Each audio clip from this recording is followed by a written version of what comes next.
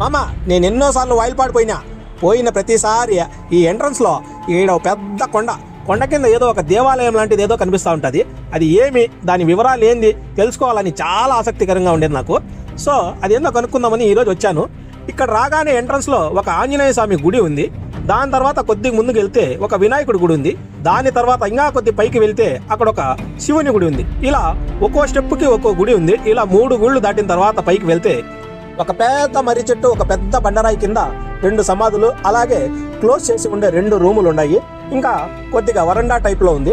ఇది ఏంది, సమాధులా లేకపోతే ఏదైనా పెద్ద దేవాలయమా ఏంటి అనేది నాకు పూర్తి వివరాలు తెలియదు. ఇక్కడంతా ఆల్మోస్ట్ పాడుపడిపోయి ఉన్నాయి. పైగా ఇక్కడ లోపల వెళ్ళడానికి వీలు లేకుండా అన్ని తాళాలు వేసి ఉన్నాయి. ఈ కొండ, ఈ దేవాలయాలు చూస్తూ ఉంటే ఏదో చాలా ప్రాచీనమైనవి, చాలా చరిత్ర కలిగినవిలా కనిపిస్తున్నాయి. అయితే ఇవి ఎందుకు ఇలా క్లోజింగ్లో ఉన్నాయి, ఏంటి దీని చరిత్ర అనేది నాకైతే తెలియదు. మీకు ఎవరికైనా తెలిస్తే సమాచారము కామెంట్లో చెప్పండి.